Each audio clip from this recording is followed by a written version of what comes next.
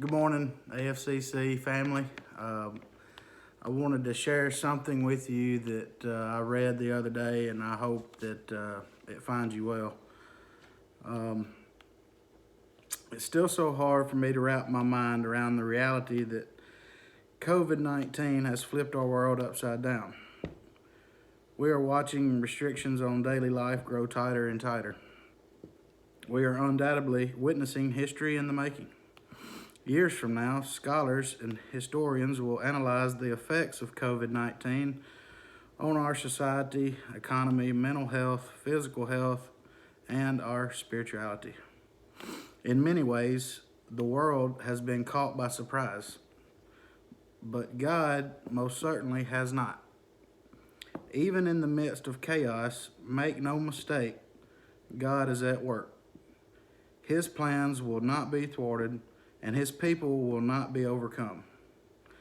I'm going to give you 4 signs that God is at work in the chaos of COVID-19.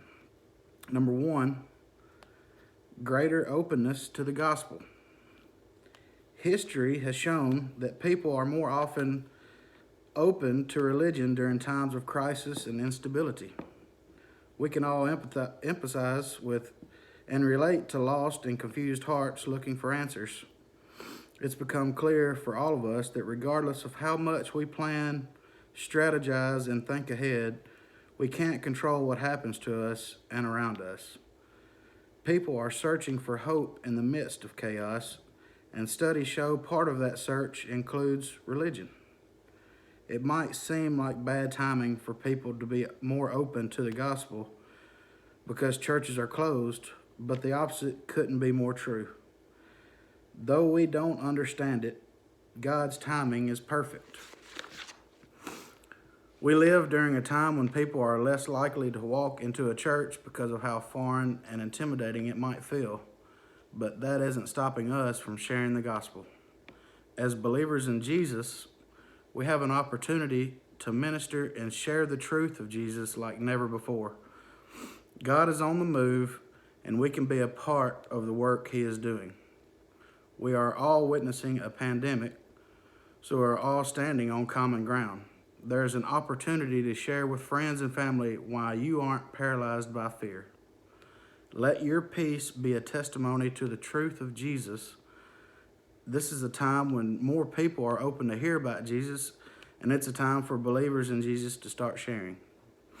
Number 2, community is stronger than ever. It's quite astonishing how connected people are even though they are unable to see one another in person. God is at work drawing people together during a time of crisis.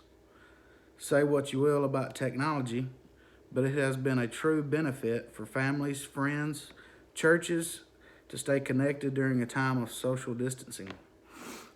Our innate need to stay in community has become apparent, and people are longing to stay connected. People are finding ways to be intentional in their communication through Zoom calls, FaceTime, and other creative ways. And even social media is being used to encourage one another.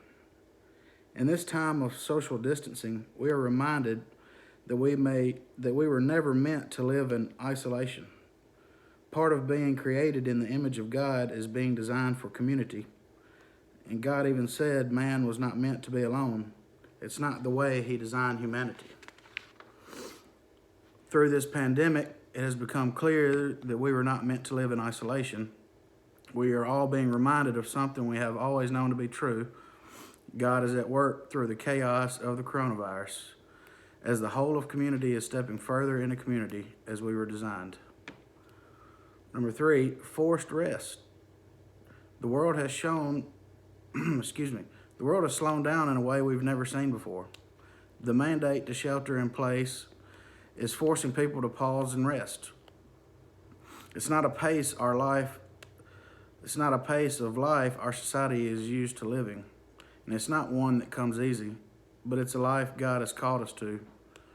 God even modeled rest for us. In Genesis 2:7, on the 7th day, God finished his work that he had done, and he rested on the 7th day from all his work that he had done. This model of rest from work is something we should follow and likely not something many of us are very good at. The call to rest is really a call to trust God. Many of us become busy striving, achieving, and succeeding, but right now we are very limited in what we can do. You might even feel as if you've lost control, and that's a very natural response in these unprecedented times. But rest isn't only good for our physical health, it's good for our spiritual and emotional health too. To step into the rest God has called us to do is actively letting go of control and to put it in God's hands. In this season, you and I are being forced to slow down and rest. And rest is a good thing, and yet it's so hard for us to make it a priority. To create space in your life for rest is a way God restores you and revitalizes you. God is moving through this time to remind us about the goodness of rest in our lives. And number 4, your faith is growing. It doesn't matter who you are, COVID-19 is affecting everyone in one way or another. For followers of Jesus, questions of God's sovereignty and provision are natural. It's in times like these when your faith is challenged that you are more likely to grow in your faith. Though this is not a time when the church is being persecuted, it is a time when believers are collectively facing hardship. The church has a long history of growing during times of trials and difficulty.